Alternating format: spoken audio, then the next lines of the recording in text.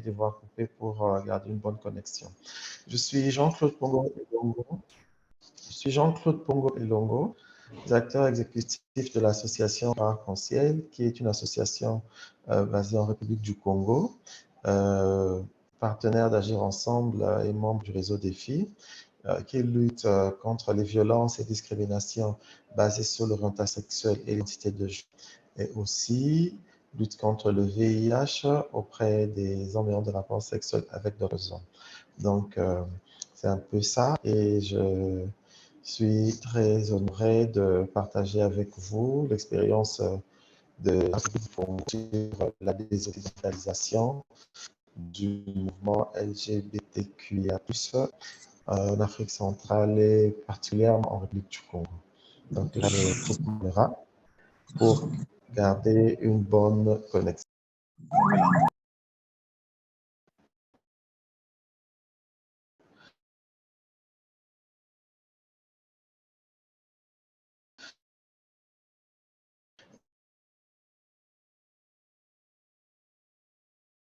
Jean-Claude, on ne t'entend plus. Oui. La présentation, ça c'est le plan de la présentation. Il y aura une introduction, ensuite il y aura l'occidentalisation de la cause des minorités sexuelles de genre du Congo. Et le point suivant. Vous m'entendez plus? Allô? C'est bon, Jean-Claude, c'est Allô? revenu. Ah, ok, désolé, je ne savais pas. Merci Camille de m'en avoir averti. Donc, je disais, pour le plan de la présentation, c'est ce qui est projeté. Il y a l'introduction, l'évolution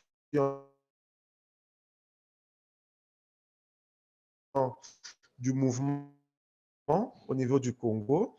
Et le point suivant, c'est l'occidentalisation de la cause des métiers faite pour donner trouver une direction au mouvement national qui a été réalisé au Congo. Quels sont les défis et enfin les perspectives? Donc voilà, c'est un peu ça l'essentiel de la présentation de ce jour. Camille, on peut passer à la diapo suivante. Voilà, pour l'introduction, il faut rappeler que au niveau de la République du Congo, c'est la lutte contre le VIH qui a été la porte ouverte pour parler des droits des minorités sexuelles et de genre. Et cela a commencé en 2009 avec le cadre stratégique national de lutte contre le sida au Congo. Et cela avait permis de réaliser aussi l'enquête IBBS avec la première association congolaise ASGV. Et c'est à partir de 2016 que la question des violences et discriminations basées sur l'orientation sexuelle et identité de genre ont commencé au niveau du Congo, bien que cela, comme nous venons de le dire, a été précédé par la lutte contre le sida qui a été la porte ouverte aux questions des droits humains pour les minorités sexuelles et de genre. Diapo. Oui, merci. Maintenant, par rapport à l'évolution, ce qu'il faut retenir, c'est que en 2017, il y a eu une première enquête parce que quand l'association Cœur Arc-en-Ciel a été créée, elle avait donné un coup de pouce aux questions des violences et discriminations basées sur l'orientation sexuelle et l'identité de genre pour promouvoir la résolution 275. Et cela devait commencer de façon objective, donc par une enquête.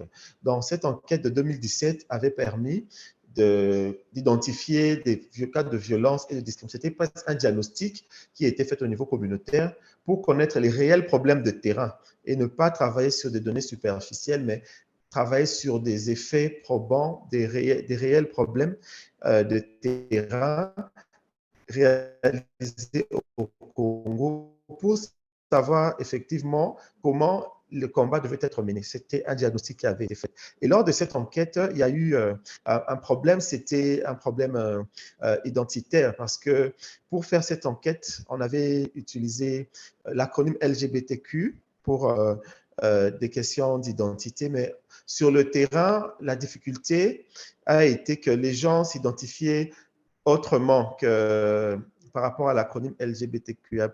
Donc, cela fait que quand on analysait, on a eu des problèmes parce que aller sur le terrain, au lieu de demander comment les gens s'identifiaient, on avait des on a utilisé, parce que comme vous devez aussi savoir, c'est que le mouvement venait à peine de commencer, donc on a commencé comme ça.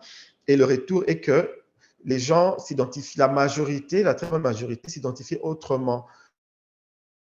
Et c'est cette enquête qui a été au fait le début d'un des questionnements sur nos stratégies. Parce que si on avait utilisé les identités locales ou bien si on avait fait les choses autrement, est-ce qu'on allait avoir ces difficultés d'analyse des données sur des questions identitaires? C'était le but des questionnements. Et ensuite, en 2018, on a eu, il fallait célébrer la fierté. Et pour cela, comme on le savait, nous, le mouvement venait de commencer, il fallait faire un choix entre la visibilité de la fierté et la sécurité. Donc, d'un côté, est-ce qu'on devait organiser une marche dans la rue, une parade,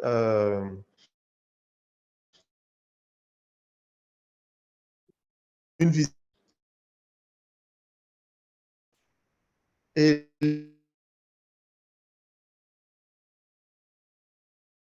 l'autre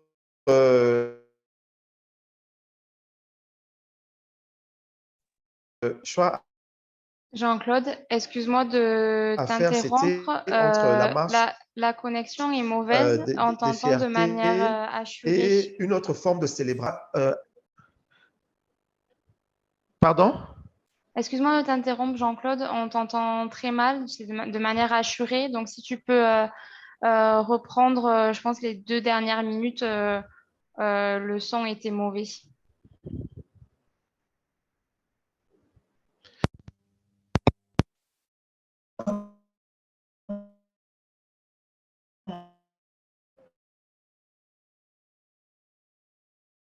Allô? Oui, c'est bon, Allô? Jean-Claude, on t'entend. C'est bon, c'est revenu. Chloé?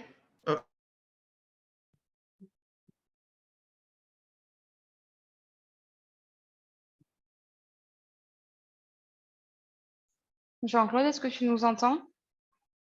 Camille? Oui, Camille, allô? Allô? oui, Ah, c'est ok, bon, merci Jean-Claude, on beaucoup. t'entend. Donc, toutes les dernières minutes, donc je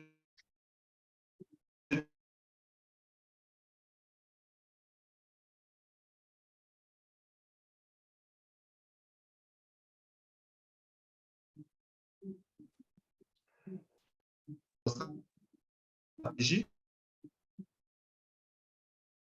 la célébration de la fierté en 2018 a été aussi un autre contexte du contexte congolais, du fierté contre la sécurité chante ou avoir une autre forme de célébration. C'est là où, de façon consensuelle, la sécurité avait primé sur la visibilité. Donc, on s'est dit, pour nous, la sécurité des organisateurs, des participants et des partenaires était vraiment une priorité. Donc, la visibilité n'était pas au rendez-vous.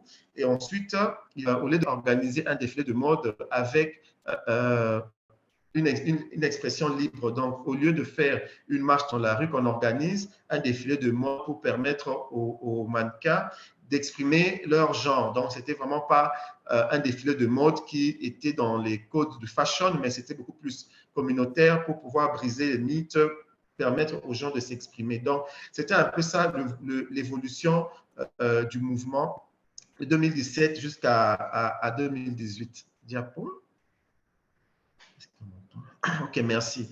Maintenant, en parlant de l'occidentalisation de la cause des minorités sexuelles et de genre, et que au niveau du Congo, c'est que le premier élément, c'est qu'il y a un déni de l'existence des minorités sexuelles et de genre en Afrique. Donc, on nous disait, et on nous le dit, ce sont des pratiques occidentales qui n'ont jamais existé en Afrique et que nous sommes en train d'importer une culture qui ne nous appartient pas. Et cette occidentalisation a été alimentée par des facteurs extérieurs et intérieurs au mouvement de la République du Congo. Donc, il y avait d'un côté des facteurs intérieurs et l'autre des facteurs extérieurs. On peut passer à la diapositive suivante. Ok, merci. les facteurs extérieurs, c'est quoi? C'est que il y a eu, il y a une confusion entre la lutte contre la sexuelle et l'identité de genre avec nous parlions des cas de violence et discrimination basés sur l'orientation sexuelle. On nous rétorquait directement, on ne veut pas du mariage ici chez nous. Donc, il y avait déjà cette confusion-là. Et encore ce déni-là sur l'implantation de l'homosexualité par l'Occident, ça a été vraiment des facteurs extérieurs qui ont renforcé cet obstacle-là parce que l'occidentalisation a été vraiment un obstacle de nos actions sur le terrain. Vraiment, c'était vraiment des facteurs extérieurs qui ne dépendaient vraiment pas du mouvement. Mais au niveau intérieur, c'était le copier-coller des stratégies parce que nous n'avions pas de... C'est un mouvement qui venait de commencer. On s'est aligné aux expériences des autres. On a vraiment fait du copier-coller de façon vraiment globale. C'était un peu ça. Le premier facteur interne, donc c'était vraiment faire du copier-coller. Tout ce que nous voyons ailleurs, on le faisait chez nous. Ça, c'était un facteur intérieur. Le premier et la seconde, c'était l'utilisation de l'acronyme LGBTQI pour des interventions au niveau national. Et cela, il y a d'un côté, ça a été brandir une identité que l'opinion nationale ne se retrouvait pas. Et de l'autre côté, il y avait même des confusions parmi les activistes qui utilisaient l'acronyme LGBTQI+, parce qu'il fallait connaître chaque identité qui compose l'acronyme, vraiment. Et ça, c'était, je me souviens une fois, il y a une collègue activiste qui m'a demandé c'est quoi LGBTI, c'est quoi LGBTQ, c'est quoi LGBTQA, parce que c'est, voilà, c'était un peu confus pour elle. Ben, j'ai essayé d'expliquer ce qu'il fallait expliquer. Là, vous m'entendez bien? Oui, très bien, Jean-Claude. Ah, ok, merci beaucoup, merci. Voilà, donc, il y avait un peu toutes ces confusions-là. Et ça faisait que ceux qui devaient porter la voix des autres, parfois utilisaient des identités qu'ils ne comprenaient pas trop bien. Et pourtant, ils devaient parler. Et là, ça constituait des obstacles. Donc, cela, ça a été vraiment au niveau interne du mouvement. On peut passer à la diapositive suivante. Voilà. Maintenant, tous ces facteurs ont permis à un moment donné, il fallait faire une réflexion. Il fallait réfléchir sur la direction à donner à notre mouvement.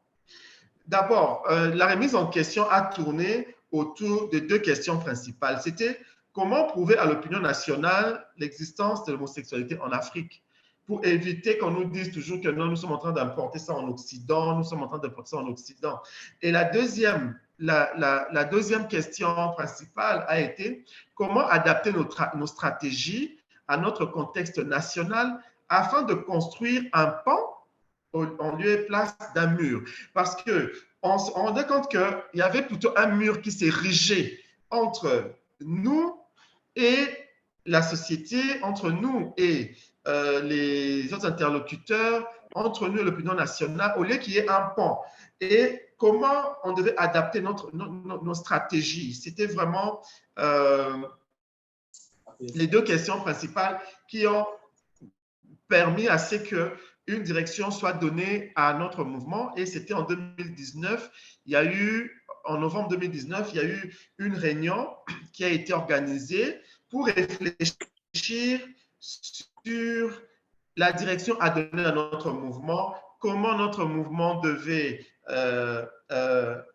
quelles sont les stratégies qu'on devait utiliser au niveau national, comment des questions identitaires devaient être traitées au niveau national par notre mouvement en République du Congo. S'il te plaît, diapo suivant. Merci. Et cet atelier a permis de tirer les conclusions suivantes. Donc, la première conclusion a été l'adoption du concept de minorité sexuelle et de genre en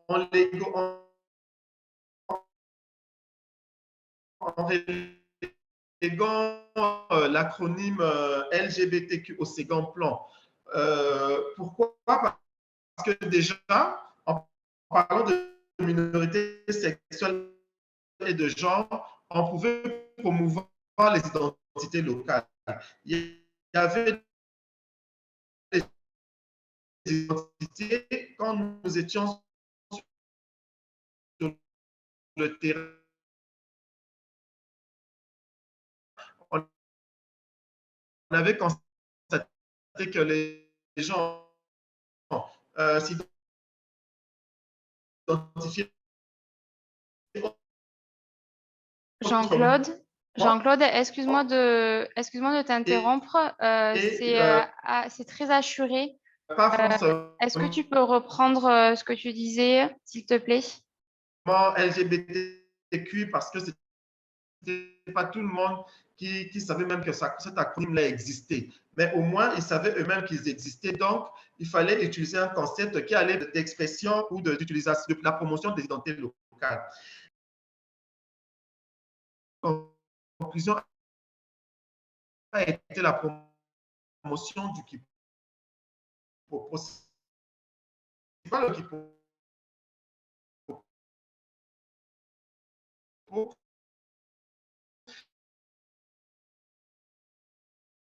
c'est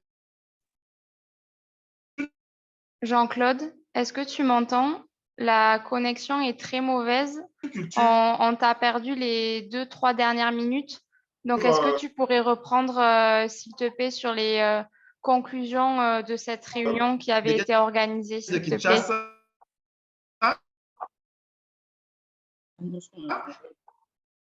qui est arrivé au Congo et dans cette Jean-Claude, je m'excuse de t'interrompre. On t'entend très très mal. Je pense que la connexion est mauvaise et c'est assuré. Donc, est-ce que tu pourrais reprendre sur les conclusions qui ont été tirées de la réunion que tu nous as présentée?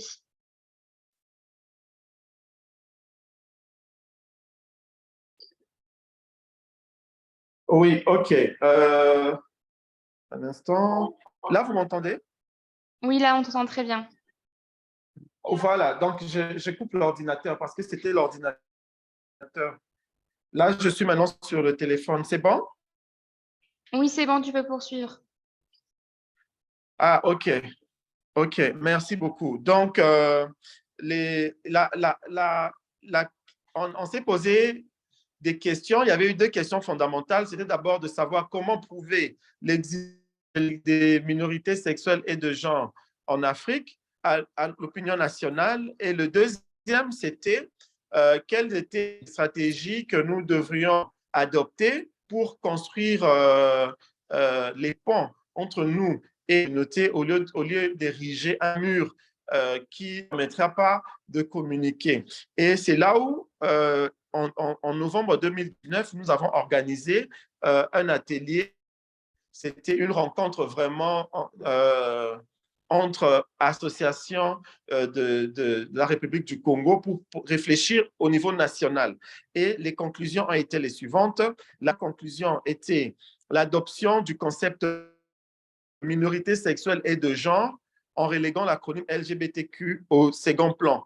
Pourquoi cela? Parce que cela nous permettrait allait nous permettre de promouvoir nos identités locales, de nous identifier comme nous le souhaitons, mais en utilisant juste, nous sommes des minorités sexuelles et de il y a, je suis X, je suis Y, je suis Z, sans pour autant faire allusion à l'acronyme LGBTQI+. Parce qu'en parlant de minorités sexuelles et de genre, c'est déjà un plaidoyer de dire que nous sommes minoritaires et de deux, ça nous permet aussi de promouvoir nos identités locales. Et le deuxième point, c'était la promotion du Kipopo, qui est une culture des gays de Kinshasa. Donc, c'est une culture qui était née à Kinshasa, mais comme vous le savez, Kinshasa, Brazza, ce sont les deux capitales les plus proches. Donc, la culture a quitté Kinshasa pour arriver à Brazzaville et cela a permis à ce que le Kipopo s'installe ici. Et on s'est dit, il faut me promouvoir le Kipopo parce que dans le Kipopo, il y a un langage codé, il y a une culture qui est la nôtre. Et cela, si nous promouvons cette culture, permettra vraiment d'être nous-mêmes. Et ensuite, c'était désoccidentaliser nos actions de terrain par la contextualisation. Nous devions contextualiser toutes nos actions. Ce que nous voulons faire, même si, tel que l'exemple de la fierté, c'était le choix entre la visibilité et la sécurité. On a choisi la sécurité. C'était déjà de façon informelle, contextualisée. Et aussi, au lieu de faire une marche dans la rue, et on a offert une passerelle pour qu'il y ait un défilé de mode en libre expression de genre. Là, c'était vraiment une contextualisation, mais ce n'était vraiment pas un engagement qui avait été pris, c'était juste une stratégie qui avait été adoptée pour permettre à ce que nous réalisons notre événement compte de notre contexte.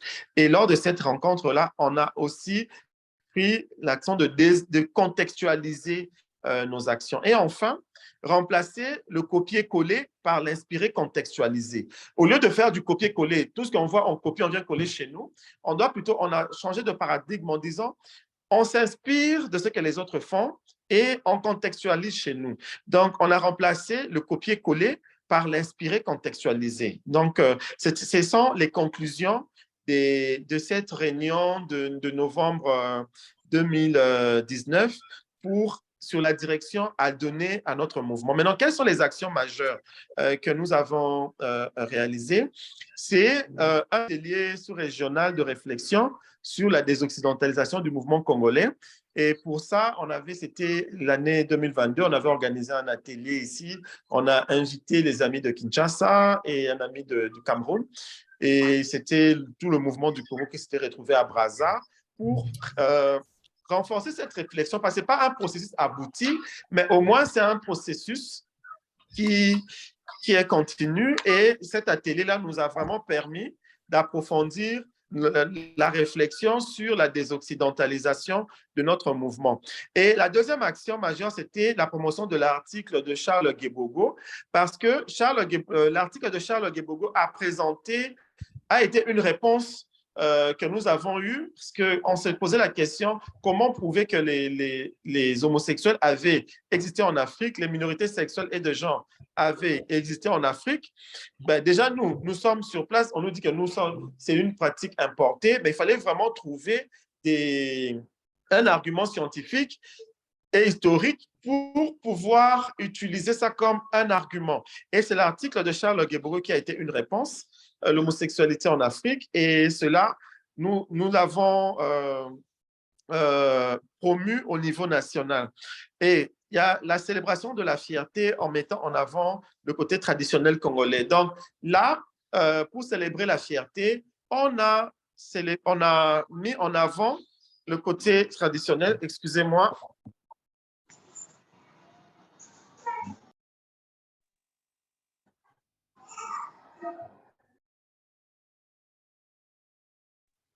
Oui, allô? Donc, je disais, il y a mettre en avant le côté congolais dans la fierté. Quand nous célébrons notre fierté, on a vraiment, on met en avant le côté congolais. Donc, ça veut dire vraiment côté traditionnel. Il y a les danses traditionnelles, il y a les défilés de mode qui se passent, mais on met en avant le côté traditionnel et le côté aussi vraiment congolais. Et enfin, la promotion du Kupopo et des identités locales. Donc, aujourd'hui, il y a les identités telles que Chong, telles que Kwandenge, qui vient du Cameroun, que nous utilisons ici. Il est Kwandenge, et c'est un terme qui vient du Cameroun. Et il y a aussi les Chong, les Zimba pour les femmes. Il y a le Lissamboli pour parler de l'expression de genre. Voilà. Nous sommes en train de promouvoir les identités locales et aussi le Kipopo en tant que culture, parce que là, c'est nous et pour nous, par nous. Donc, ce sont les 4 actions majeures que nous avons réalisées dans le cadre de la désoccidentalisation de notre mouvement. Oui, il y a aussi la prise en compte du concept minorité de genre par ministère de la Santé pour les populations clés parce que le Fonds mondial avait proposé que nous utilisons le concept transgenre et nous avons dit au niveau du Congo, notre mouvement a adopté le concept minorité sexuelle et de genre et cela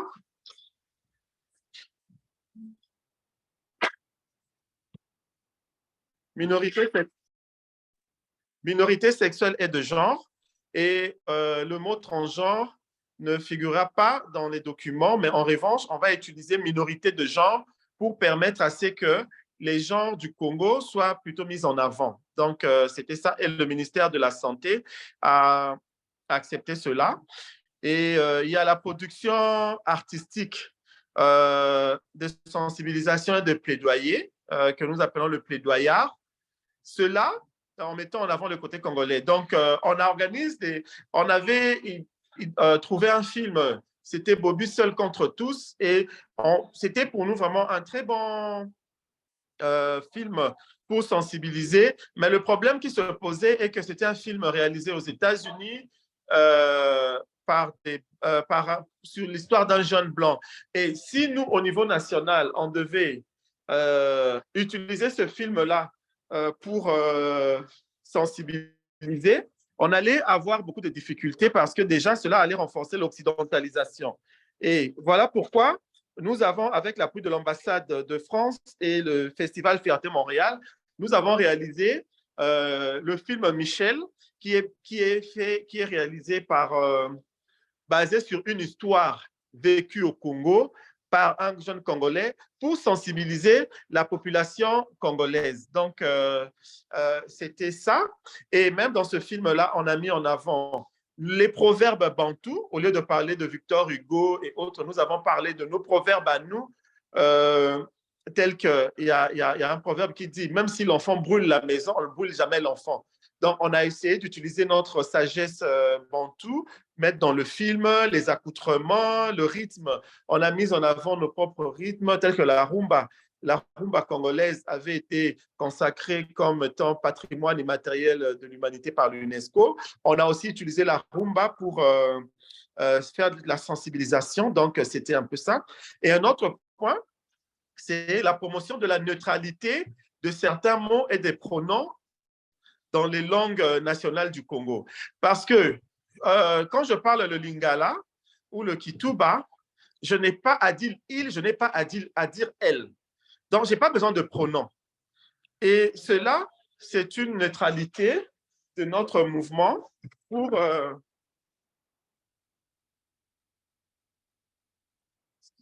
c'est la neutralité, c'est la particularité de notre culture parce que nous n'avons pas besoin de dire IL. IL déjà existe dans notre langue. Quand je dis la troisième personne, il y a le A et le A est neutre. Le A est neutre et on n'a pas besoin de dire il, on n'a pas besoin de dire elle. Et on a mis aussi cet aspect en avant pour promouvoir notre côté africain, notre côté congolais et aussi cette neutralité-là parce que nous, on n'a pas de problème de pronom. Quand je parle le lingala, quand l'autre parle le kituba, c'est nos deux langues nationales, même les autres langues, on n'a pas un problème de pronom. Mais ça, c'est plutôt le rapport difficile que nous avons avec la langue française où il faut dire le il, il faut dire le elle, il faut dire le il, le ça, le man, le ta, tout ça. Là. Nous, dans nos langues, on n'a pas ça, on a vraiment une neutralité. Donc, voilà un peu en gros les actions majeures. Maintenant, les défis, c'est quoi? Les défis, c'est transmettre, le premier défi, c'est transmettre la culture du Kipopo aux nouvelles générations 2.0. Donc, aujourd'hui, avec le téléphone, le Kipopo, qui est notre culture, notre identité, commence à disparaître. Et ça, c'est notre patrimoine culturel, c'est notre identité. Et on a du mal aujourd'hui à transmettre ça à la nouvelle génération parce que c'est une culture orale, c'est une tradition orale qui se transmet de génération en génération. Nous, aujourd'hui, on a reçu le Kipopo de nos aînés qui nous ont transmis le Kipopo. Et maintenant, au moment où nous devions transmettre le Kipopo, il y a maintenant le téléphone qui arrive et cela constitue un obstacle. Donc, nous, maintenant, c'est vouloir organiser transmettre plutôt cette culture de Kipopo aux nouvelles générations. Et le deuxième défi que nous avons, c'est quoi? Faire des recherches sur l'existence des minorités sexuelles et de genre en République du Congo. Parce que quand nous avions commencé, on a parlé de Charles Guébogo.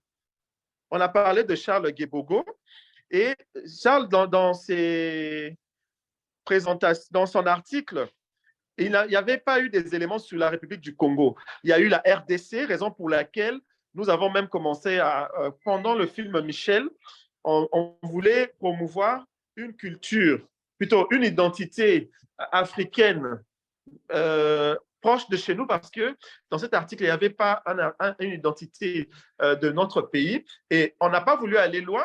Nous avons pris les Bitécha du royaume Luba, qui était le troisième genre. Donc, on a utilisé Bitécha parce qu'on s'est dit, ben, le Congo, la RDC, le Congo-Brazza, ça reste un même peuple. Donc, pour nous, c'était plus facile d'utiliser l'identité Bitécha qui était du royaume Luba que nous avons découvert dans l'article de Charles Guébogo, que de prendre encore un peu plus loin parce qu'on voulait vraiment être, comme on n'avait pas trouvé ici au Congo-Brazza, nous sommes allés en RDC pour promouvoir cela.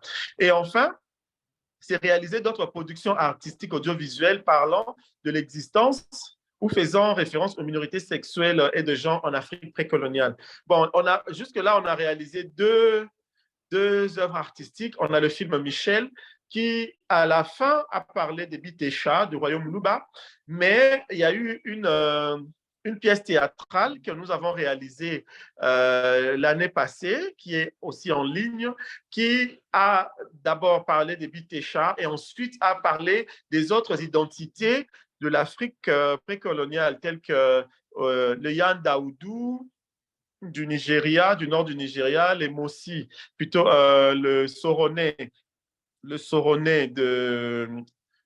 royaume des Mossi, il y a le Ngangayachi Banda de l'Angola, et on a utilisé, c'était vraiment pour nous commencer sa promotion, ça fait même partie de la promotion de l'article de Charles Guébogo, mais ça reste encore un grand défi parce qu'il faut beaucoup plus de production artistique pour réaliser, plutôt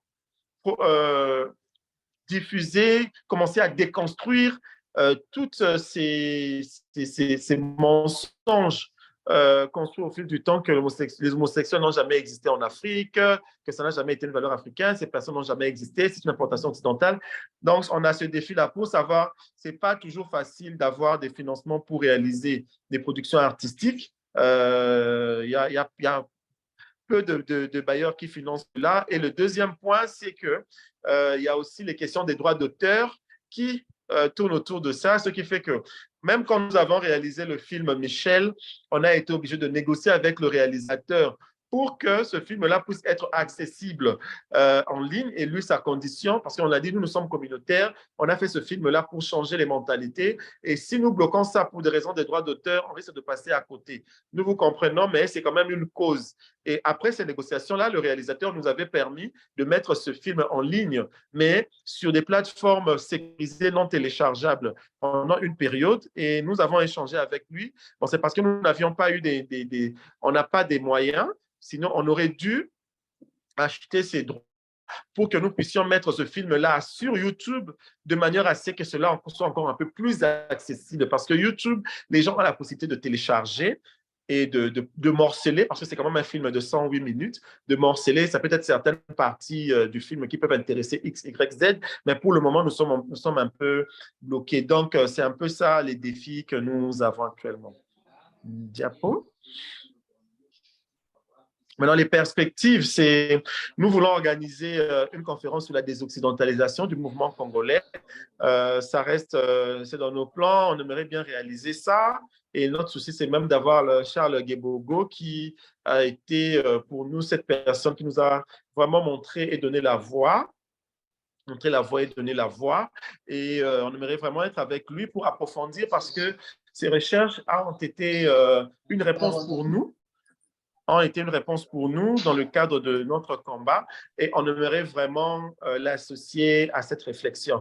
Et l'autre perspective, c'est organiser des séances de partage des séances de partage d'expériences avec d'autres mouvements, tels qu'aujourd'hui, grâce au projet Défi, nous sommes en train de partager notre expérience sur comment nous avons contextualisé notre mouvement des occidentalisants, mais ça reste un processus comme je l'ai dit tantôt, pour arriver à des conclusions. Mais déjà au stade où nous en sommes aujourd'hui, nous avons déjà fait avancer certaines choses et aujourd'hui, nous promouvons les identités Tchong, Zimba, les Kwandenge et c'est un peu plus facile, même pour l'enquête IBBS qui est en cours pour la prévalence et les biocomportementales, enquêtes biocomportementales, nous avons commencé, on a vraiment contextualisé, ça a été un combat avec les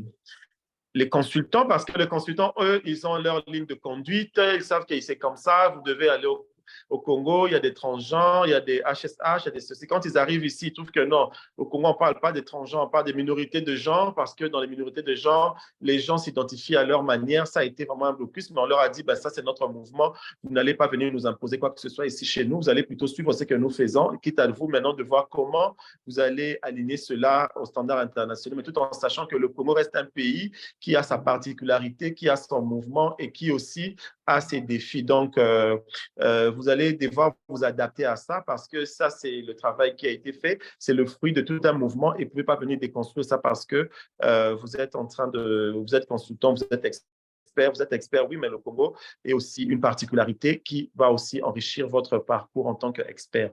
Donc, voilà, c'est un peu ça les deux perspectives et je pense que ma présentation est arrivée à la fin.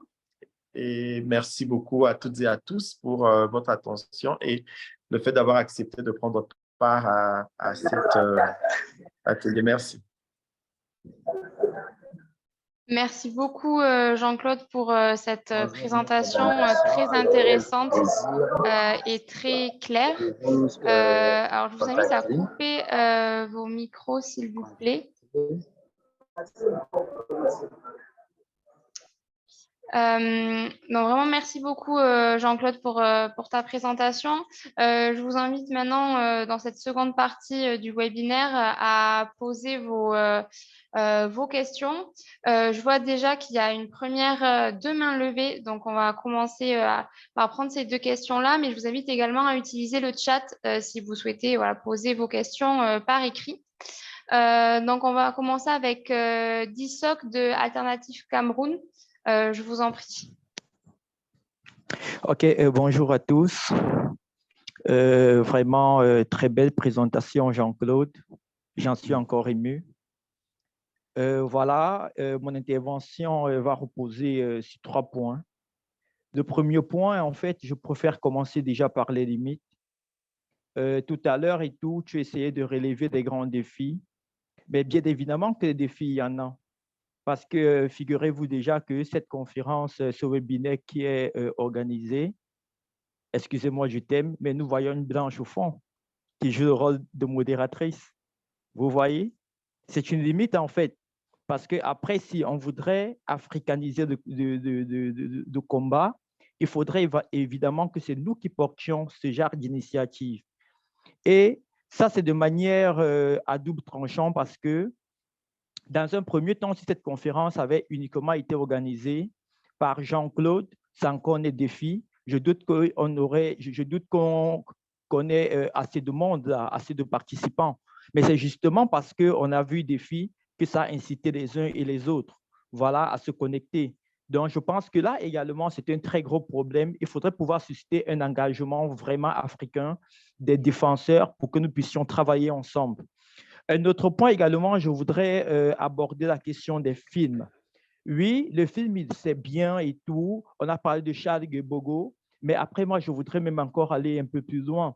Pourquoi ne pas aller questionner ces chefs de famille, ces grands-pères, entre guillemets, comme on dit chez nous, qui maîtrisent en fait la tradition, qui maîtrisent les rites, parce que c'est ce que Charles Gebogo dit dans ses livres, en fait, qui au niveau de la culture, au niveau des rites, au niveau des traditions africaines, on retrouvait déjà des pratiques homosexuelles. Ça également, il faudrait pouvoir le faire, peut-être à travers des documentaires, pour pouvoir faire comprendre aux uns et aux autres que l'homosexualité ne vient pas d'ailleurs, mais elle a toujours été. Et ceci ne peut que se faire à travers des recherches, parce que dans toute ta présentation, tu n'as parlé que de Gebogo, mais après on se dit, est-ce qu'il n'y a que Gebogo? Est-ce qu'il a tout fait? Mais il n'a pas tout fait. Mais c'est justement parce que les partenaires techniques et financiers qui sont là, tu l'as également dit, n'arrivent pas à financer d'autres aspects, notamment la recherche, qui est un canon vraiment, vraiment essentiel dans la lutte contre l'homophobie en Afrique et tout. Donc, il faudrait qu'à un moment donné, on puisse outrepasser cette limite et essayer d'orienter en fait des priorités. En outre, on parle évidemment de financement, mais qui finance en fait le combat LGBT en Afrique? Ce sont des Occidentaux. Donc, même si on voudrait vraiment désoccidentaliser ce combat, oui, nous pouvons travailler sur certains points, mais toujours, on aura toujours en fait certaines limites, notamment la question de financement. Mais maintenant, en deux, ça me dépasse un peu, mais moi je dirais plutôt africaniser le combat LGBT, oui. Allons au-delà de la santé, allons au-delà des droits humains. Parce que les partenaires aujourd'hui ne financent que la santé et les droits humains. Pourtant, tu l'as dit tout à l'heure, il y a des aspects comme la culture, il y a des aspects comme la religion, il y a des aspects comme la tradition qui sont purement et purement africains alors. Mais combien de partenaires sont prêts à mettre des fonds pour pouvoir travailler dessus, pour pouvoir rendre traditionnel, pour pouvoir rendre culturel le combat LGBT en Afrique? Pourtant, ça, il faudrait également pouvoir le faire. Il faudrait qu'on puisse voir en première ligne, vraiment en première ligne, les acteurs, les défenseurs africains et non plus les défenseurs occidentaux ou les intervenants occidentaux. Ça également, c'est une limite et c'est pour ça que les uns, les autres, nos politiques pensent toujours que c'est un combat qui vient d'ailleurs. Pourtant, si on nous retrouve, si on nous met toujours au premier plan, je pense qu'ils comprendront que cette chose est également la nôtre et puis on peut également travailler dessus. Donc, pour moi, voilà, en fait, c'est un point sur lequel je voulais intervenir. Et j'aime bien, en fait, ce principe pour dire qu'il faudrait non seulement changer la manière de faire, il faudrait changer la manière de voir et il faudrait changer la manière de dire. Parce que si on arrive à ces trois aspects, à ces trois points, je pense que vraiment, on ne va plus accuser les Occidentaux de nous imposer cette pratique. Pourtant, nous savons très bien que cette pratique, elle a toujours existé et puis elle sera toujours également africaine. Voilà, merci. Je pourrais revenir. Merci beaucoup pour votre intervention. Jean-Claude, je te laisse rebondir. Oui, excusez-moi, j'avais été éjecté, je ne sais pas ce qui s'est passé. Je suis arrivé jusqu'à la fin. Merci, je peux réagir en disant ceci. Vraiment, merci Distock pour ton intervention parce que c'était vraiment bien. La première des choses, je veux dire, la désoccidentalisation, ce n'est pas la haine, ce n'est pas la xénophobie ou ce n'est pas une haine contre l'Occident. C'est plutôt une stratégie que nous avons identifiée pour pouvoir facilement changer les choses au niveau national. Et cela, on ne peut pas faire ça ensemble. Comme on dit chez nous, un seul doigt ne peut pas laver le visage. C'est ensemble, c'est les 5 doigts qui lavent le visage. Donc, on ne peut pas aujourd'hui dire que, comme nous sommes en train de dire que les occidentalisations, on travaille seul. S'il y a une blanche, c'est parce que, c'est d'abord un partenaire de cœur arc-en-ciel. De 2, c'est une personne qui croit en notre cause. Et de 3, c'est une personne humaine. Donc, nous, on ne peut pas écarter les autres parce que nous sommes en train de vouloir que les choses se fassent selon notre contexte. Donc, pour moi, je pense qu'on doit déjà faire attention parce que ce n'est pas un appel au rejet ou à la haine des autres, non, ou à la haine des Blancs, mais c'est simplement que nous puissions être nous-mêmes. Et on ne peut pas être fort seul, il faut être ensemble, mais chacun doit connaître sa place. Maintenant, parlons des films, effectivement, ça reste un gros défi parce que si nous avons parlé de Charles Guébogo, c'est parce que ça a été l'article un peu light qui nous a facilité le travail. Mais comme on a soulevé, la recherche reste vraiment un défi. Aujourd'hui, il faut vraiment réfléchir sur comment financer la recherche pour lutter contre les violences et les discriminations basées sur l'orientation sexuelle et l'identité des gens en Afrique. Parce que si nous allons désoccidentaliser, on veut, comme tu l'as dit, africaniser, effectivement, mais comme on l'a dit, c'est un processus. Est-ce qu'on va garder des occidentalisations? On va parler de l'africanisation, c'est un processus, c'est un processus, mais pour le moment, là où nous en sommes au Congo, c'est ce qui est dit, mais c'est maintenant à nous de voir comment trouver des stratégies de financement. Et les financements, les partenaires financent difficilement cela, mais pour la désoccidentalisation, nous avons eu la chance d'avoir un partenaire qui a financé l'atelier que j'ai cité précédemment.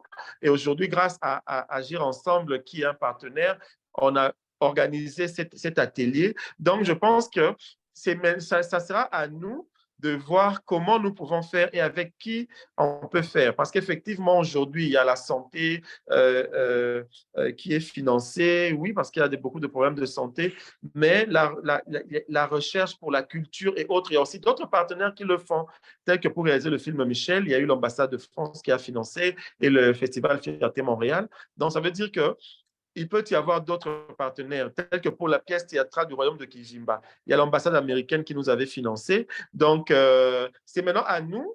On a des possibilités de financement. Est-ce que nous écrivons pour faire la recherche? Est-ce que nous mobilisons des fonds pour utiliser l'art? Est-ce que ça dépend aussi des stratégies que nous utilisons? On ne peut pas faire le procès aux partenaires, mais je pense que les partenaires, parfois, ils ont leur agenda et il y a d'autres qui ont une flexibilité, qui reçoivent les demandes de financement et ensuite, ils traitent et ils octroient des financements tels que pour nous, l'ambassade de France n'avait pas lancé un appel pour financer le film, mais c'est plutôt à nous, on a saisi cette opportunité, on a soumis la réalisation du film et le film a été financé. Donc, c'est aussi notre devoir à nous, quand nous mobilisons, que nous puissions mettre en avant des stratégies innovantes. Merci. Je pense que j'ai répondu à la question. Merci beaucoup, Jean-Claude, pour ton intervention. Je propose qu'on passe à une seconde question. Ebenezer, je vous en prie. Oui, bonjour à tous. Pour la Bonjour. présentation. Oui, merci beaucoup pour la présentation. Je vais juste dire que félicitations pour ce qui a été fait. Et prendre un cas d'école et me dire si moi j'étais modérateur dans une telle conférence qui se déroulait plutôt du côté de l'Europe, de l'Occident, et qu'on me disait, bien qu'on prenne une parole pour dire voyez-vous, il y a un noir parmi nous. Je me serais vraiment senti très mal. C'est tout simplement pour dire que j'aurais suggéré vraiment que un thème comme par exemple une personne peut-être de l'Occident, ça aurait été moins choquant pour moi. Donc, c'est juste pour dire ça. Mais j'ai compris l'idée de Jean-Jacques quand il a pris la parole. Mais ce n'est pas là mon point d'intervention. Mon point d'intervention, c'est beaucoup plus par rapport aux limites juridiques. Parce que vous avez parlé du film qui a été produit, le film Michel. Et bon, moi, je me suis posé la question de savoir comment est-ce que la population congolaise a réagi face à ce film, comment est-ce que les autorités étatiques ont réagi face à ce film qui, tout de même, parle des questions d'homosexualité de genre. Ma deuxième question, c'est au niveau de votre approche, l'approche congolaise de l'appréhension du genre. Parlant tout à l'heure, vous avez parlé tout à l'heure des experts en genre qui viendraient vous parler de transgenre. Mais moi, je me suis retrouvé encore comme dans une sorte de communautarisme, comme une sorte de transposition qui va peut-être nous être nuisible dans la mesure où voilà un autre communautarisme qui va se former et qui va peut-être individus de s'exprimer, d'exprimer réellement leur genre. Et donc, la question, c'est de savoir, est-ce que vous pensez, quelles sont les stratégies ou les moyens que vous mettez effectivement en place pour vous rassurer que dans cette construction ou cette façon de voir le genre ou d'appréhender le genre, les personnes, justement, ne se sentent pas frustrées et que les questions d'identité, et je ne parlerai pas d'identité de genre, soient effectivement exprimées et partent de l'individu. Donc, voilà pour mes questions. Je vous remercie. Merci, Bénézar, pour Pardon, je ces n'ai pas bien questions. suivi la deuxième question parce que c'était un peu entrecoupé. Même la première réaction, je n'ai pas bien suivi. Pour la première question, c'est comment la population congolaise a réagi au film Michel qui parle des questions de genre, de minorités de genre. Comment est-ce que l'État, le gouvernement congolais a également réagi face à ce film? Est-ce que vous pensez qu'il peut prospérer au regard de la loi au Congo, donc, et au regard des mœurs également au Congo? J'aimerais bien avoir une idée de la réaction de l'État et des populations. En ce qui concerne le deuxième volet, c'est beaucoup plus par rapport à votre approche genre au Congo. Et vous parliez tantôt d'un expert qui vous a dit transgenre et vous avez dit non, on ne parle pas de questions de transgenre ici, c'est pas comme ça qu'on voit ça. Mais moi, je vois un peu là comme une sorte de communautarisme qui est en train de se former, de se consolider. Or, nous savons très bien que le problème, à un moment donné, parfois, c'est le communautarisme qui étouffe les individualités, qui étouffe l'expression comment on dit ça, les libertés individuelles. Comment est-ce que dans votre façon d'appréhender, dans votre approche genre, vous vous rassurez que les individus, effectivement, peuvent exprimer leur identité librement et que ça ne soit pas une sorte d'imposition d'une façon de se percevoir sur le plan individuel? Voilà pour mes deux questions. Ah, OK, merci. Là, c'est bon. Je commence par la première question. Comment la population congolaise a pris ce film? Ensuite, je parlerai des autorités. Bon, ce qu'il faut savoir est que quand ce film est sorti, c'était en ligne parce que le cinéma n'a pas encore passé sur les chaînes nationales. C'est en ligne. 48 heures après la sortie du film, il y a eu un journaliste de la télévision nationale qui nous a contactés et il y a même eu une émission là-dessus. Ensuite, il y a eu une page Facebook, des pages Facebook au niveau national qui ont fait la promotion de ce film. On ne les a même pas contactés. Parmi les indicateurs, on a essayé un peu de voir qu'il y a eu beaucoup de gens qui ont aimé, même s'il y a eu beaucoup de commentaires aussi négatifs. Donc, c'est ça. Mais pour le moment, le film reste en ligne et les gens les suivent et il y a des réactions positives, il y a des réactions négatives, comme toute œuvre humaine. Mais pour l'instant, il n'y a pas eu de... bon, c'est tout ça. C'est juste le positif et le négatif, comme toute œuvre humaine. Maintenant, par rapport aux autorités, on avait eu une autorisation pour réaliser ce film et le film n'est pas encore sur les chaînes, c'est encore en ligne. Donc, je pense que la question, c'est peut-être c'est l'avenir qui va pouvoir nous répondre à comment... Mais les autorités savent qu'il y a un film comme ça, ils le savent. Donc, il n'y a pas de crainte pour ça. Mais pour l'instant, on ne peut pas réagir parce que les autorités peuvent aussi changer, les gens peuvent aussi changer. Donc, voilà. Maintenant, pour revenir à votre deuxième question, le communautarisme, ce que je veux d'abord dire, c'est quoi? C'est que nous devons apprendre à être libres et à être nous-mêmes. Ce n'est pas les autres pensent pour nous, c'est nous-mêmes qui pensons pour nous. C'est ça la démarche de notre mouvement au niveau congolais. Quand nous avons dit utilisation du concept de minorité sexuelle et de genre, c'est pour permettre aux Congolais, aux personnes qui sont au Congo de s'exprimer, exprimer leur identité parce que je pense qu'à un moment donné, le président Mobutu avait fait un mouvement qu'on appelle le retour à l'authenticité, permettre aux personnes d'être elles-mêmes. Nous, ce n'est pas que nous bloquons les gens. En revanche, parler des minorités sexuelles et de genre, ça laisse aux personnes cette liberté de s'exprimer, de dire qui ils sont. C'est ça, au fait. Ce n'est pas une sorte de communautarisme qui est en train de venir, mais c'est simplement une façon de permettre librement aux individus de s'identifier, de dire qui ils sont. Parce que généralement, nous disons aux gens ce qu'ils sont. Et pourtant, les gens ont existé avant cela. Donc, au lieu, on doit changer de façon de faire. On doit plutôt demander aux gens comment les gens sont, plutôt ils s'identifient au lieu de venir comme ça. Au lieu de venir comme ça, euh, euh, déjà, ça ne laisse pas la liberté aux personnes de s'identifier. Donc, nous, notre mouvement ne met pas, ne bloque pas les gens, mais en revanche, ça laisse cette latitude-là aux gens de s'exprimer. Si quelqu'un s'exprime, il dit la personne est transgenre, il n'y a pas de problème. Si la personne dit qu'il est Chang, il n'y a pas de problème. S'il est Madès, il n'y a pas de problème. Mais au moins, ça permet, quand nous disons des minorités sexuelles et de genre, c'est montrer que les gens peuvent s'identifier. Ce n'est pas un communautarisme. Parce que quand on parle de communautarisme, c'est ça, nous n'avons pas ça. Nous sommes dans notre mouvement, nous laissons cette latitude-là aux personnes de s'exprimer. Nous ne bloquons pas et nous voulons être nous-mêmes. Nous ne voulons pas être ce que les autres décident pour nous. Nous voulons nous laisser cette chance-là de dire qui nous sommes. Je s'identifie comme Chang, comme Kwandenge, comme transgenre, comme Green, comme lesbienne. C'est au fait ça, cette richesse-là qui nous permet de nous exprimer et ça laisse la latitude aux gens de pouvoir s'exprimer. Donc, c'est ça. Merci.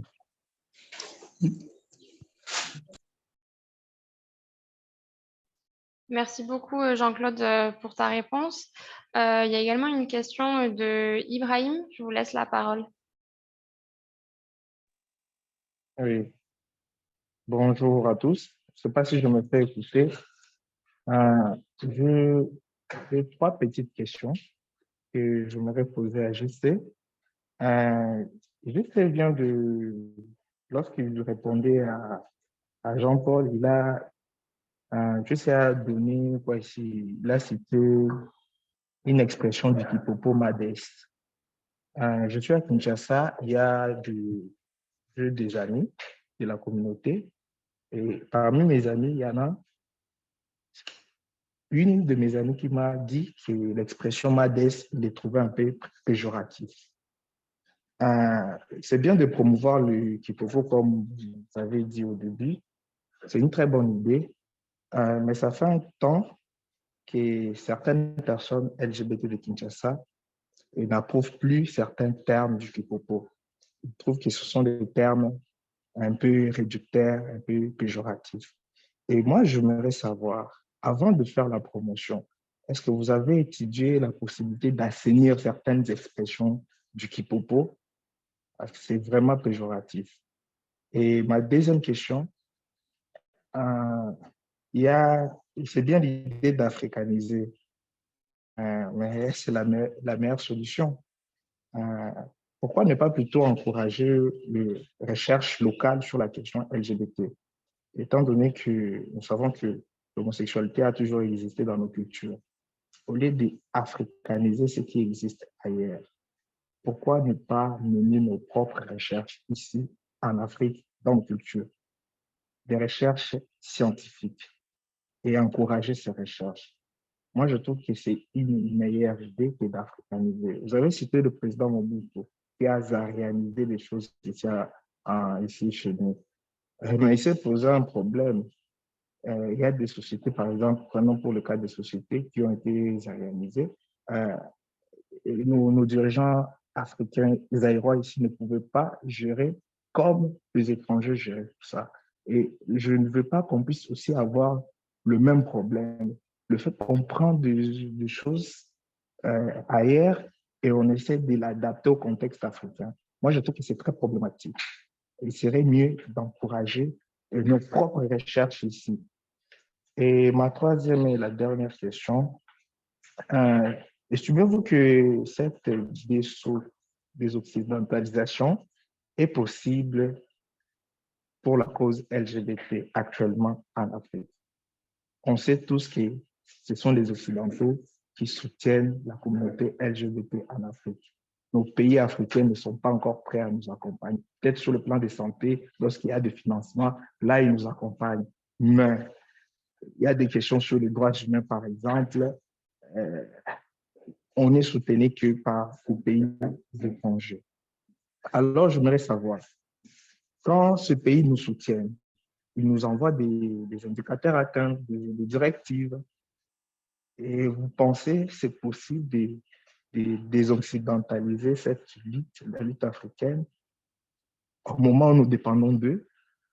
En tout cas, ce sont là les trois petites questions que j'aimerais avoir de réponse.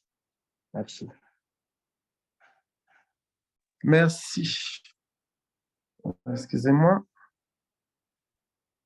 OK. Je vais commencer par la première question. C'est sur comment assainir certains termes de Kipopo. Je pense qu'on a parlé de la recherche.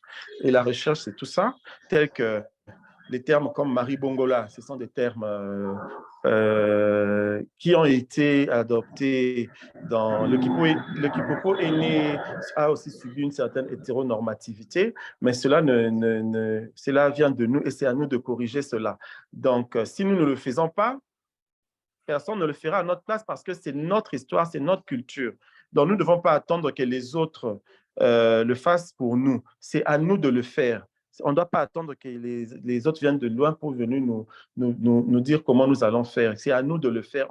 Voilà pourquoi nous avons commencé la promotion du Kipopo. Aussi, avoir comment faire en sorte que qu'il n'y ait plus cette forte interférence de l'hétéronormativité, mais permettre aussi d'enlever certains termes péjoratifs, tel qu'ici à Brazza, quand on parle de Chong, quand on dit Chong, Chong n'a pas besoin, on n'a pas besoin de dire, bon, excusez-moi pour ceux qui ne comprennent pas, parce que là, c'est quelqu'un de Kinshasa qui parle de Kipopo, donc c'est aussi de la RDC comprendront ça. Quand on dit Chong, pour nous, on n'a pas besoin de dire Marie Bongola, on n'a pas besoin de dire Pacha, on n'a pas besoin de dire Madès, parce que c'est vraiment global. Et voilà, mais c'est vraiment un travail que nous devons faire nous-mêmes et pas attendre que les autres le fassent. Le 2, moi, je n'ai pas parlé de la zaïrianisation parce que le retour à l'authenticité, c'était une question identique et c'est une question culturelle. La zaïrianisation a été une question économique. Or, moi, je ne parle pas de la zaïrianisation. Je parle du retour à l'authenticité, comme Mobutu avait banni tous les prénoms occidentaux de Zaïre. Il a dit, tout Zaïrois doit avoir le nom qui provient du patrimoine culturel zaïrois. Donc, je pense qu'il faut faire une nuance. Peut-être vous avez compris zaïrianisation, je n'ai pas parlé de la zaïrianisation, j'ai parlé du retour à l'authenticité. Donc, ça, c'est vraiment deux choses différentes. C'est deux choses différentes. Et dire que c'est problématique, la réponse est oui, la réponse est non, parce que quand tu n'as pas testé quelque chose, tu ne peux pas. Aujourd'hui, c'est que nous avons, aujourd'hui, ça a été à un moment donné difficile, à un moment, si on essaie de voir l'histoire, Stonewall, ça a été un combat parce que c'était très difficile, mais après, les gens ont osé. Il ne faut pas avoir peur d'oser parce que quand on a peur d'oser, on n'avance pas. On n'avance pas, on reste quand on ne quitte pas sa zone de confort, on n'évolue pas. Or, dire que c'est problématique parce qu'on a africanisé, moi, je trouve que non, parce qu'on est nous-mêmes. C'est pourquoi on veut construire des murs, pourquoi nous voulons toujours nous minimiser. Pourquoi on doit toujours minimiser notre connaissance? Pourquoi on doit toujours minimiser nos personnes? Pourquoi nous n'avons pas un mot à dire? Pourquoi on doit toujours subir des autres? Ça, c'est un peu des questions que nous nous sommes posées, nous, au Congo. En tout cas, on parle vraiment de la République du Congo. Nous devons nous exprimer. Nous avons une histoire, nous avons un passé, nous avons aussi un avenir à préparer. Mais on ne prépare notre avenir par rapport à nous. Pourquoi on va avoir peur d'africaniser? Quand nous parlons de minorité sexuelle, parce qu'africaniser, c'est même le terme que Dissok a sorti, mais c'est, je ne sais pas si c'est Moukam ou Dissok, excusez-moi, mais l'un des deux intervenants précédents, problématique, non, c'est parce que nous, ici, on a fait une remise en question de notre mouvement et on a pris cette voie-là et ça ne nous cause pas de dommages, ça ne pose aucun problème. Et si je peux directement parler des questions de financement, ça devient dangereux quand un partenaire vient et vous impose son agenda. Quand un partenaire arrive, ne vous demande pas votre point de vue et vous impose, on n'est pas obligé d'accepter ça. On n'est pas obligé. Même si les fonds viennent de l'Occident, nos gouvernements ne nous financent pas, on le sait bien. Mais est-ce que l'Occident, quand il vient pour apporter une certaine imposition Non, on ne nous impose pas. C'est plutôt nous qui acceptons des choses sans pour autant truc. Parce que nous, on a dit, si un partenaire lance un appel et que nous ne nous retrouvons pas dans ça, ben, on n'est pas obligé de prendre ça. Mais cela ne veut pas dire qu'il n'y aura pas des partenaires qui vont financer parce que tel que nous, pour faire l'autre atelier l'année passée, il y a eu un financement extérieur qui nous a permis de faire ça. Mais pour notre réunion de 2019, aucun partenaire nous a financé. Pourquoi on doit toujours être dépendant des partenaires pour faire des choses pour nous-mêmes? Pourquoi? Non. Certes, le financement arrivera, on a besoin de financement, mais certaines choses qu'on peut faire sans avoir de financement. Tel que, en tout cas, en 2019, on s'est retrouvés, on a échangé entre nous. Il n'y a pas eu un partenaire derrière. Et c'est même ça qui parle de l'indépendance du mouvement. Parce que quand un partenaire est derrière, vous devez toujours rendre compte. Or là, on avait des comptes à rendre à personne.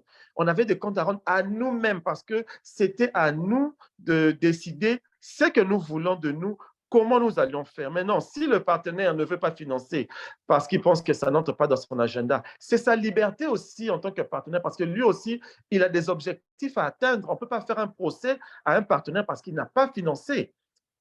Mais il y aura aussi d'autres partenaires qui pourront financer cela, tel que là, la recherche. C'est à nous de voir comment nous allons faire. Est-ce que nous faisons suffisamment de mobilisation des fonds pour financer la recherche ou nous finançons d'autres actions? C'est aussi ça que nous devons nous poser. Mais on ne doit pas avoir peur des financements parce que si le partenaire ne veut pas financer, mais ce n'est pas aussi automatique le financement.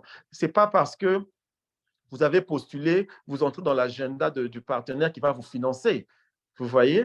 Il y a aussi une sélection qui se fait, on essaie de voir quel est le partenaire qu'on va prendre. Donc, nous, pour africaniser notre mouvement ou désoccidenter notre mouvement, on n'a pas peur de perdre des financements. Ce que nous avons peur, c'est qu'il y ait une interférence étrangère dans notre façon de faire. Parce que nous vivons dans notre pays, nous sommes ici sur place, nous voulons que les changements se passent ici chez nous. Et pour cela, nous, au niveau du Congo, on a jugé utile de faire en sorte que nos actions puissent être contextualisées.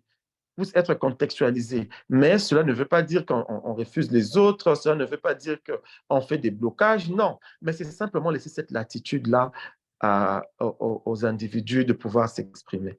Merci beaucoup. Merci beaucoup, Jean-Claude, pour ta réponse. Je vois également qu'il y a une réaction dans le chat concernant cette question des financements de Obili Dorothée. Est-ce que vous souhaitez prendre la parole pour réagir à ce sujet? Non, pas forcément. Bonjour tout le monde. Pas forcément, j'ai déjà réagi sur le chat. Je pense que tout le monde peut lire ce que j'ai écrit.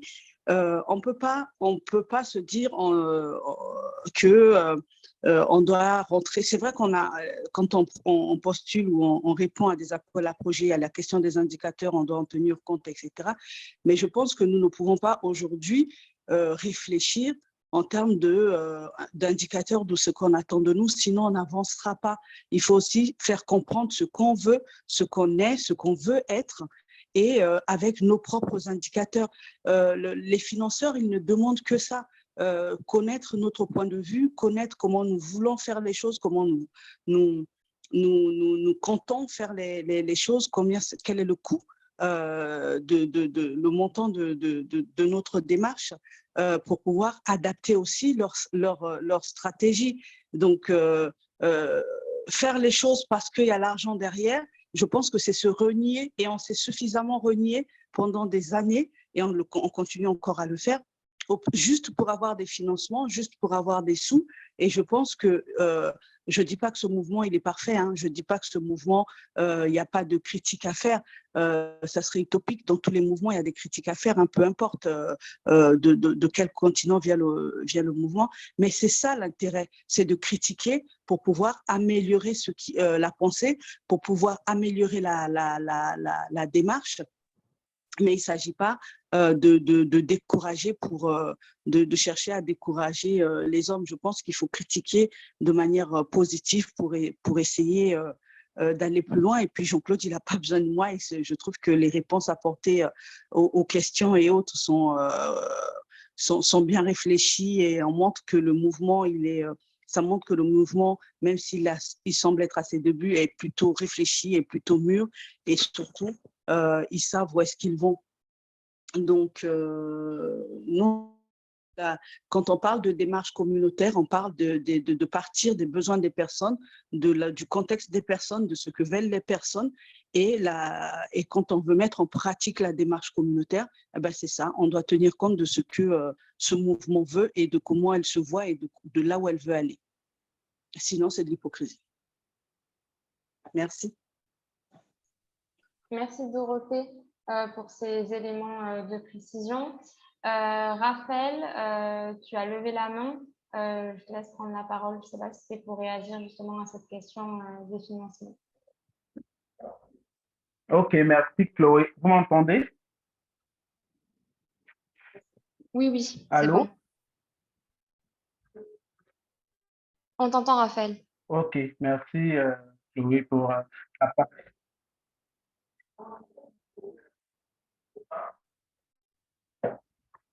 Allô? Vous m'entendez? Ok, merci. Donc, je voudrais déjà commencer par dire merci à Dorothée parce que j'ai trouvé vraiment que son intervention était des plus belles en tout cas parce qu'elle arrive, je ne sais pas comment, mais elle arrive à résumer à peu près ce que je pense de ce que nous sommes en train de faire. Et je voudrais revenir sur quelque chose sur quoi juste n'est pas forcément revenu, c'était, j'ai entendu une personne dit prendre ce qui existe ailleurs et africaniser ça. Mais c'est pas ça le concept de la désoccidentalisation. C'est pas ça du tout le concept de la désoccidentalisation. Le concept de la désoccidentalisation, c'est d'essayer de récupérer une identité qui soit purement africaine, une identité que nous avons déjà vue. Parce qu'on sait que le fait que nos détracteurs disent que ce que nous faisons est une imposition européenne, que c'est venu de l'Europe avec la colonisation, situe l'existence des minorités sexuelles déjà à partir du vent colonial. C'est à partir du vent colonial que ça situe notre existence. Et pourtant, c'est faux. Nous avons bien existé avant que les colons arrivent. Et il revient à chacun de faire sa petite recherche, de faire ses petites recherches, de lire des livres. Ceux qui parlent, par exemple, anglais peuvent lire, parce que je peux dire que les Africains de l'Afrique australe, c'est eux qui écrivent beaucoup plus sur l'existence des minorités sexuelles déjà en Afrique avant la communauté, avant l'arrivée des colons. Il y a un très bon livre que je conseille d'ailleurs à tout le monde ici. C'est un livre qui s'appelle Women's Husband and Malpose, c'est-à-dire les hommes époux et les femmes maris. C'est un Sud-Africain qui a écrit ce livre pour parler de sa culture et c'est ce que nous devons faire, nous tous. Nous devons essayer de voir dans nos cultures quels sont les traits de l'existence des minorités sexuelles et de genre dans nos cultures. Je suis en train de dire ça et je dis après qu'en ce qui concerne les bailleurs, je suis tout à fait d'accord avec le fait qu'on ne doit pas d'une façon automatique avaler ce que les bailleurs veulent de nous. C'est à nous de dire aux bailleurs ce qui est bon pour nous à partir de notre contexte. Et c'est l'erreur que nous avons faite parce que si nos pays ont subi de la colonisation, nos identités et nos orientations sexuelles ont également subi une sorte de colonisation. Ça, il faut qu'on le comprenne. C'est tout ce que nous disons aujourd'hui, tout ce qui sort de nos bouches aujourd'hui par rapport à nos identités. J'ai entendu quelqu'un dire, par exemple, est-ce que vous n'imposez pas? Ça a été imposé parce qu'aujourd'hui, on dit, si tu fais ceci, si tu fais ceci, tu es ça. Si tu fais ceci, si tu fais ceci, tu es ça. Pourtant, est-ce que c'est ce que moi, je vous ai dit que je suis? Je n'ai pas forcément envie qu'on m'appelle gay. Parce que si on regarde l'étymologie de tous ces mots-là, ce sont des mots qui étaient à connotation péjorative, à leur invention. Pourtant, nous les utilisons aujourd'hui pour nous identifier. Des choses qui étaient péjoratives pour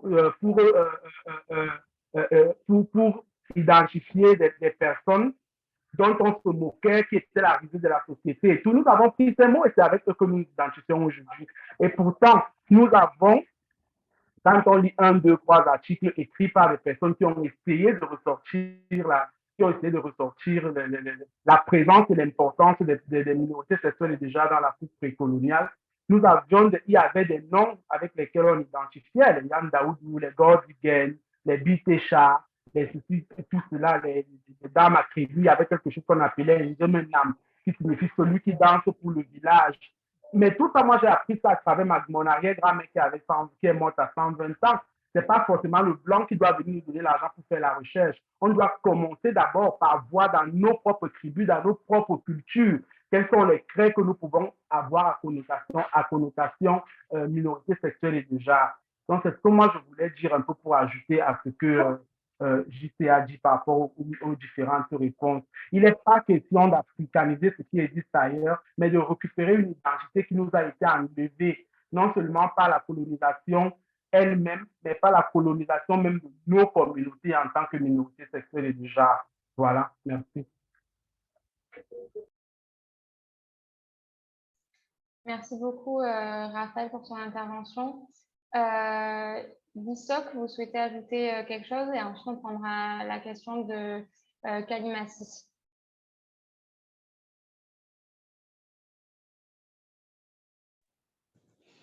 Oui, merci pour les interventions.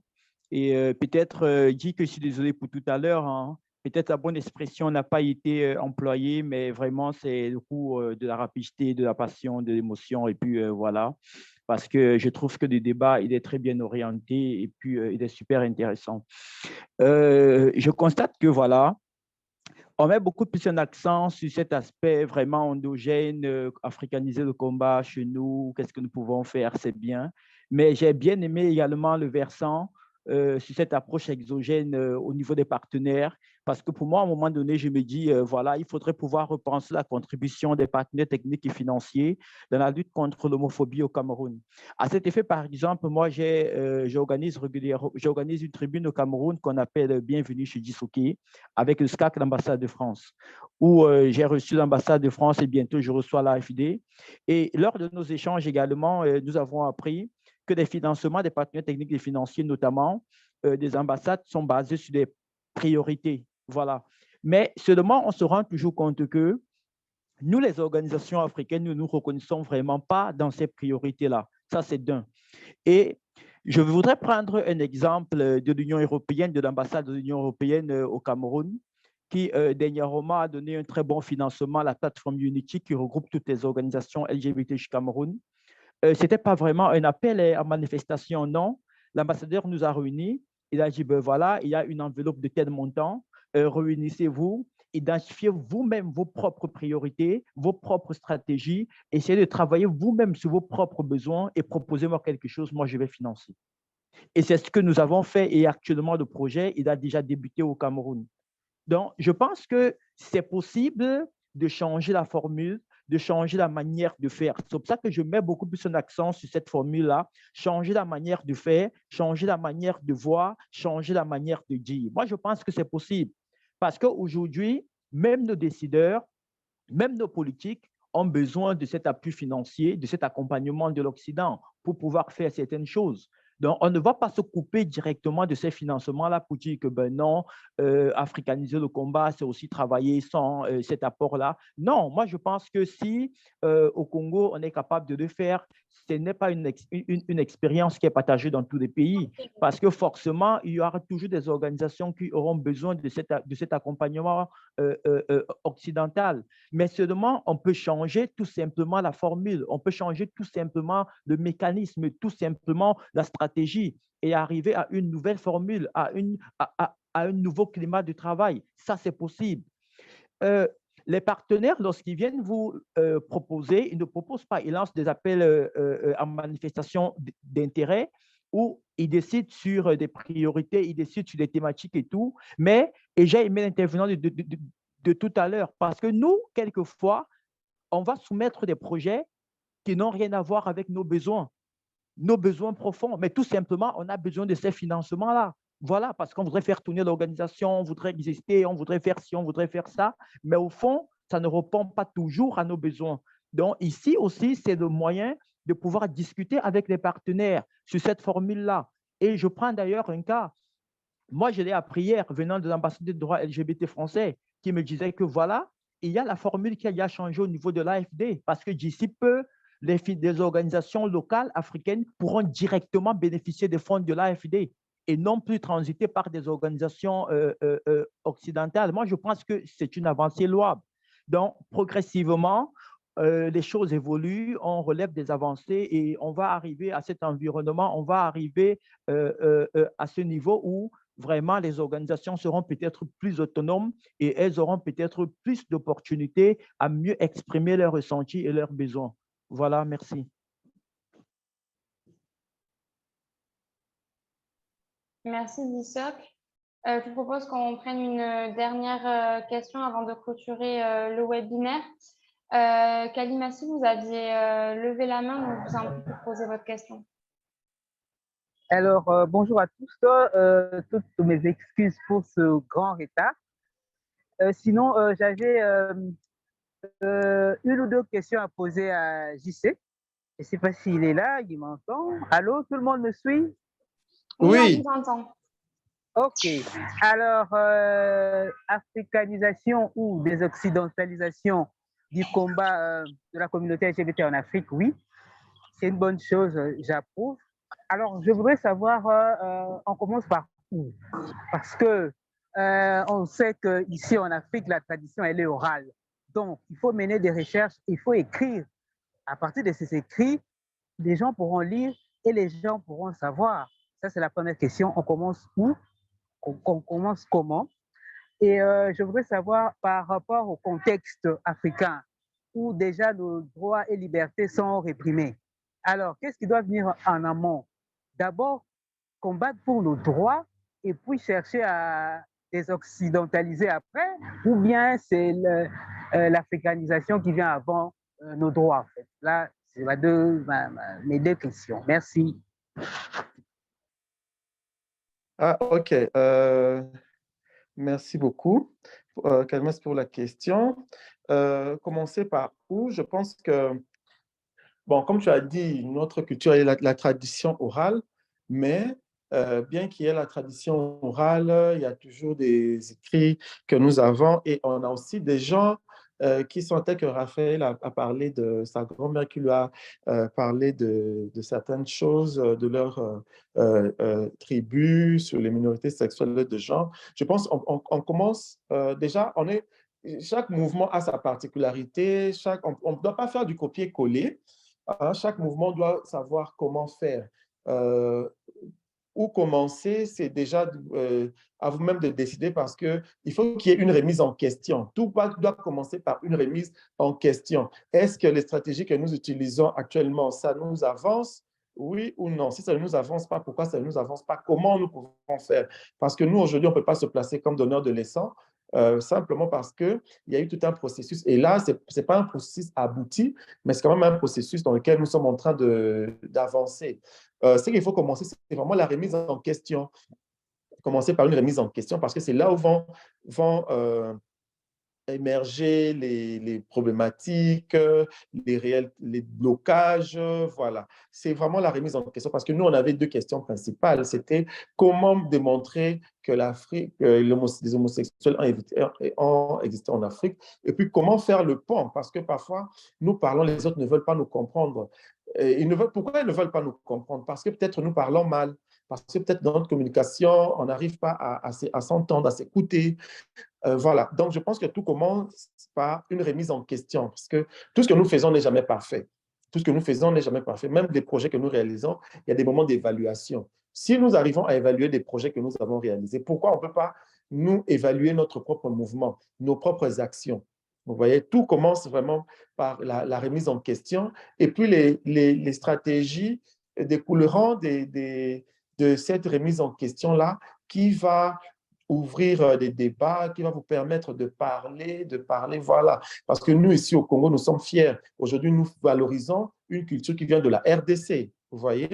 Et il y a aussi le terme Kwandenge qui vient du Cameroun, que nous utilisons aussi ici au Congo. Donc, c'est presque un carrefour qui est en train d'utiliser des identités des autres pays. Mais je pense que, comme je viens de le dire, tout doit commencer par une remise en question. Maintenant, la deuxième question, par rapport au contexte hostile de nos pays, si on doit d'abord parler de nos droits et ensuite des occidentalisés, je pense que ce qu'il faut savoir, c'est que on pourra pas parler de nos droits si on n'arrive pas à se faire entendre. Il n'y a pas de désoccidentalisation, ensuite venir des combats, parce que nous, la désoccidentalisation a été un processus pour améliorer la situation des minorités sexuelles et de genre de notre pays. Donc, ça a vraiment fait partie du processus. Ce n'est pas quelque chose que nous avons fait après, que nous avons fait avant, mais ça a été un élément de ce processus-là qui aujourd'hui nous a mené à l'utilisation du concept de minorité sexuelle et de genre. Parce que quand on parle de minorité sexuelle et de genre, on sait qu'ils sont des minorités. Déjà, tout est au pluriel. Ça veut dire qu'il y a une diversité pour des minorités sexuelles, il y a une diversité pour des minorités de genre. Donc là, ça nous laisse quand même la latitude de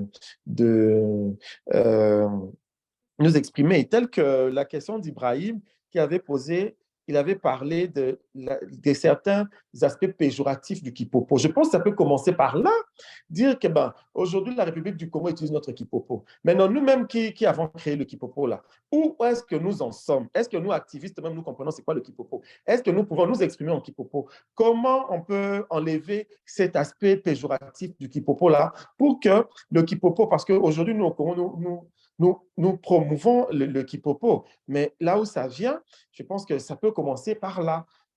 Déjà, le Kipopo, voir comment enlever les aspects négatifs, parce que le Kipopo a été créé avec une forte influence de l'hétéronormativité, et aussi voir au Congo-Brazza, nous qui avons promu le Kipopo, qu'est-ce que nous avons fait? Nous avons promu des termes tels que neutres, comme le Chong, on n'a pas besoin de dire Maribongola, on n'a pas besoin de dire Madès, on n'a pas besoin de dire Pacha, vous voyez, mais c'est vraiment un terme générique, un terme neutre. Et il y a aussi un autre aspect, c'est l'aspect des pronoms. Vous voyez, Kali, nous qui sommes ici, au Congo, nous qui sommes au Congo, nous parlons le Lingala, nous parlons le Kituba, les deux langues que nous parlons au Congo, nos deux langues nationales sont aussi deux langues nationales au niveau de la RDC, mais vous savez que la troisième personne est neutre. Donc, ça veut dire quoi? Ça veut dire que déjà dans notre culture à nous, nous n'avons pas un problème de il, nous n'avons pas un problème de elle. Ça, c'est déjà nous, notre culture. Maintenant, si nous ne mettons pas ça en avant, comment nous allons exploiter cela? Vous voyez, parce que ça, c'est nous. On n'a pas besoin de il, on n'a pas besoin de elle. C'est quand nous parlons maintenant français, parce que le français, c'est aussi une culture, parce qu'une langue, ça reste une culture. Quand on parle français, il y a il, il y a elle, maintenant, il y a eu il qui s'est ajouté. Or, nous n'avons jamais eu ce problème-là quand nous parlons nos langues. Donc, c'est ça, ces aspects positifs-là que nous devons exploiter, que nous devons explorer pour sortir notre authenticité, pour sortir notre, particularité et aussi faire en sorte que notre combat puisse aller avec notre contexte pour gagner cette tolérance dans notre société pour que les choses puissent avancer. Ce n'est pas du jour au lendemain, ça reste quand même un processus, comme j'ai dit, pour la République du Congo, c'est un processus que nous avons lancé et nous évoluons comme ça. Et aussi pour les autres, ça peut commencer, comme j'ai dit, par des questionnements. OK, en tout cas, merci beaucoup et merci Camille. Merci à toi, Jean-Claude. Je vois qu'il y avait deux mains levées de Raphaël et de Ebenezer. Est-ce que vous souhaitez poser une question supplémentaire ou seulement intervenir, puisqu'on a déjà dépassé l'heure de clôture de ce webinaire. Donc, si vous souhaitez intervenir, allez-y de manière très brièvement. Peut-être Raphaël? Non, moi, je juste gardé ma main levée. Je ne savais pas qu'elle était levée. C'est bon, je l'avais. Ok. Merci, Raphaël. Ebenezer? Oui, je voudrais juste dire que inviter les défenseurs des droits des minorités sexuelles et de genre en Afrique de commencer à vraiment s'affirmer en tant que défenseurs des droits des minorités sexuelles de genre, parce que c'est également une clé pour la désoccidentalisation. Plusieurs personnes ont peur pour leur sécurité encore, et donc il faut vraiment qu'on y songe, qu'on pense à cela. Et aussi, vraiment, félicitations à Jean-Claude. Je vois ce qu'il fait pour la communauté.